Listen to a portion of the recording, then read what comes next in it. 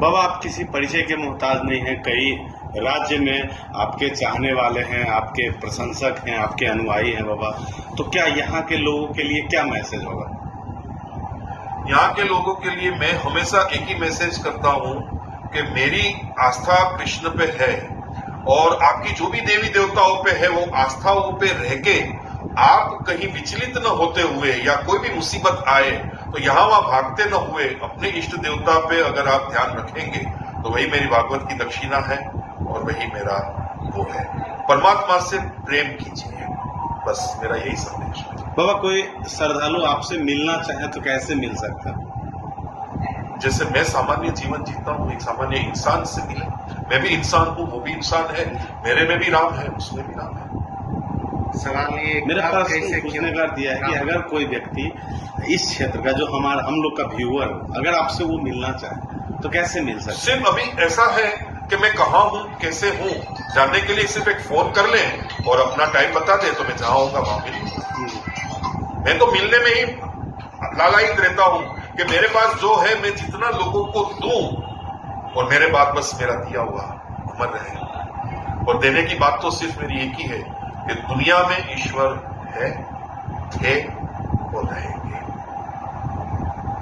हम आज हैं, कल थे, कल नहीं रहेंगे। बाबा एक आपका कथा प्रसंग में गुरु के संदर्भ में जो आपका कथन आता है बहुत अच्छा लगता है। मैं चाहूंगा एक बार गुरु के संदर्भ में आपका क्या विचार है बाबा? गुरु के संदर्भ में मैं यही कहूंगा कि जब इंसान किसी के अंदर ईश्वर तत्व ढूंढता है या किसी के शरण में जाके उसको अच्छा महसूस होता है, शांति महसूस होती है, तो वो उसको गुरु मान लेता है कि चलो मैं इसके गुण में आया तो ये मेरे गुरु है। पर श्रीमद् भागवत की दृष्टि से और मेरी दृष्टि से किसी इंसान के जीवन में आने से उस इंसान के जीवन में परिवर्तन आ जाता है वो उसका गुरु है। नारद जी ने कई लोगों के जीवन में परिवर्तन कर दिया। वाली नाम के लुटारे को राम राम कहा, उसने मरा मरा करके भी रामायण लिख दी, वाल्मीकि हो गए। नारद जी सदगुरु हो गए।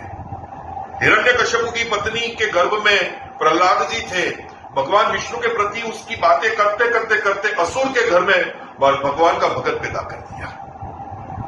और प्रहलाद जी के जीवन में परिवर्तन आने के बाद देखिए आप कथा में कभी ज्यादा असुरों के बारे में कथा आती नहीं है। हिरण्यकश्यप के बाद कंस की आई, रावण की आई, पर वो एक राज्य के हिसाब से आई। कंस मथुरा का राजा था, रावण लंका का राजा था, पर ऐसे देवता और असुरों के बीच में कभी आपने युद्ध नहीं देखा। तो नारद जी के समागम में आने से जैसे जीवन में परिवर्तन आया, वैसे वो कोई भी हो, वो झाड़ू वाला हो, वो सब्जी वाला हो, वो दूध वाला हो या घर में काम करने वाला हो या कोई भी हो, पर अगर उसके रहने से हम में परिवर्तन आता है तो उसमें गुरु तत्व है।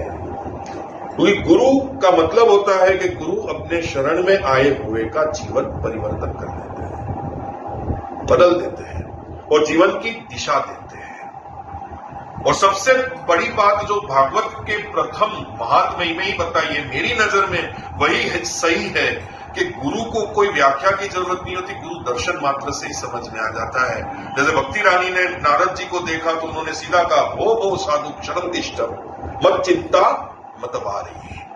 तुम्हारे दर्शन से ही मुझे लगता है, दर्शनम तव योगस्य, तुम्हारे दर्शन से ही मुझे लग रहा है कि मेरे प्रश्न का उत्तर तुम्हारे पास है। तो ऐसे हसमुख और दूसरों के जीवन में परिवर्तन जिस भी से आए वो मेरी दृष्टि से गुरु है। गुरु के लिए कोई वैरागी, साधु, सन्यासी, मालाधारी, त्रिपुंडधारी, न भस्मधारी वो नहीं है। वो जात जात के लोगों की अपनी अपनी मान्यता है।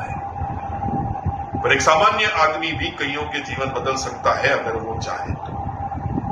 और उसके लिए सिर्फ एक ही है, धर्मनिष्ठा, कृष्ण प्रेम। मैं तो हमेशा भागवत में यही कहता हूं कि कोई न मिले आपको, भगवान को गुरु मान लो।